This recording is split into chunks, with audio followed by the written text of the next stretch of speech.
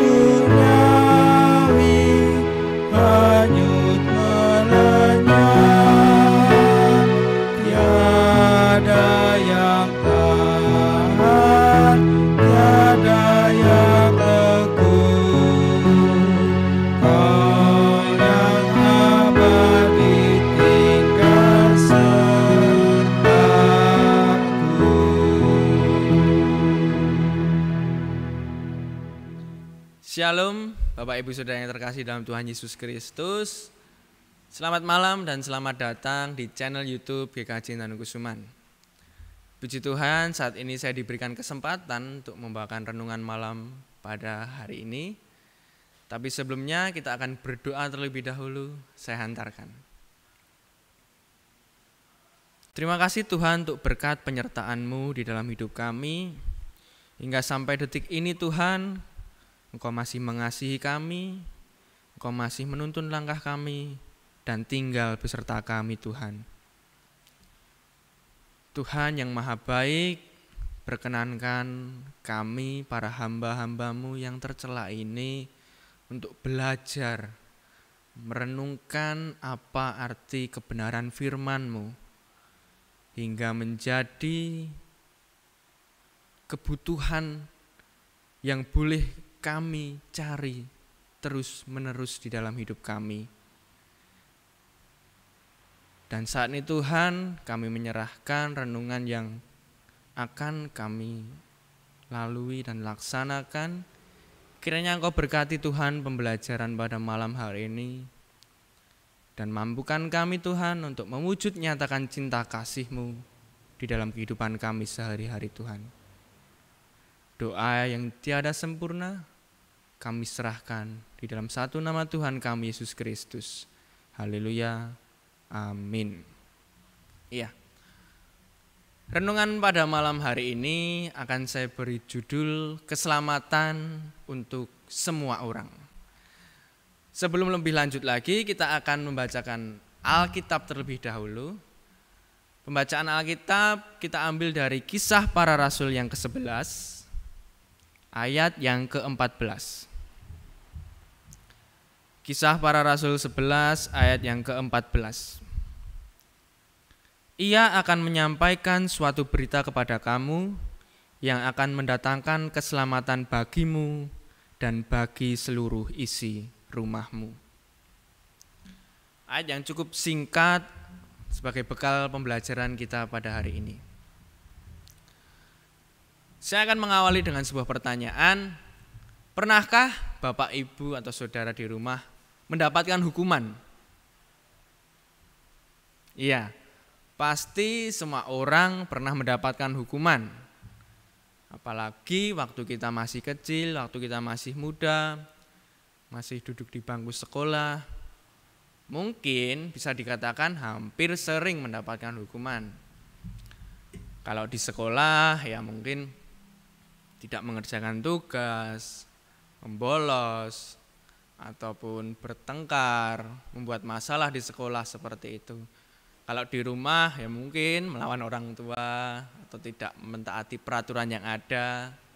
Dan akhirnya kita mendapatkan sebuah konsekuensi dari pelanggaran yang kita lakukan, yaitu hukuman. Dan pasti tidak enak mendapatkan hukuman. Siapa tahu yang mau mendapatkan hukuman? Pasti tidak ada orang yang mau mendapatkan hukuman.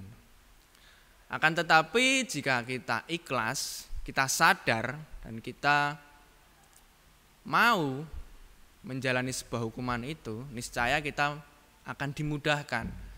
Kita akan juga mendapatkan kelegaan dan juga perbaikan diri, sadar bahwa memang hukuman itu harus kita terima karena bagian dari konsekuensi atau pelanggaran yang kita lakukan, seperti itu.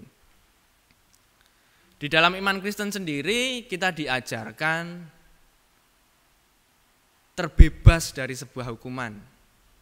Ya, karya terbesar Tuhan melalui anaknya, Tuhan Yesus Kristus berkorban di kayu salib dan menebus seluruh dosa kita, membebaskan hukuman kita yaitu dosa. Oleh karena itu barang siapa yang percaya kepada Tuhan pasti beroleh keselamatan. Dan kembali lagi ke ayat yang telah kita baca tadi dari Kisah Para Rasul, ini dilatar belakangi oleh kisah Petrus, salah satu rasul Tuhan, di mana pada saat itu Petrus memulai penggembalaannya atau mulai pewartaan Injilnya, mengabarkan kabar sukacita ke bangsa-bangsa lain atau keluar orang non-Yahudi, di luar bangsa Israel, seperti itu. Dan kabar pemberitaan Injil Petrus yang sudah ke bangsa-bangsa lain, orang-orang non-Yahudi, itu terdengar juga oleh beberapa teman-teman rasul lainnya dan sekaligus terdengar oleh orang-orang Yahudi sendiri. Orang-orang Yahudi menganggap bahwa apa yang dilakukan Petrus itu melanggar aturan, melanggar sebuah tradisi, di mana Petrus mau masuk ke rumah-rumah orang non-Yahudi, tinggal bersama, makan dan minum bersama, yang pada saat itu hal seperti itu dilarang oleh tradisi orang Yahudi.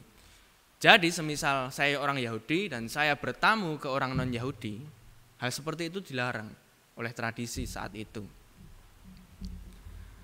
Dan Petrus pun berani melakukan itu karena dia percaya dan meyakini bahwa apa yang dia lakukan adalah karya Roh Kudus. Bukan karena keberaniannya semata, tapi juga karena karya Roh Kudus. Petrus dianggap menyalahi aturan dan juga Petrus akhirnya membantah semua apa yang dituduhkan kepadanya. Karena dia mendapatkan teguran dan juga beberapa orang Yahudi bertanya, kok kowe wani?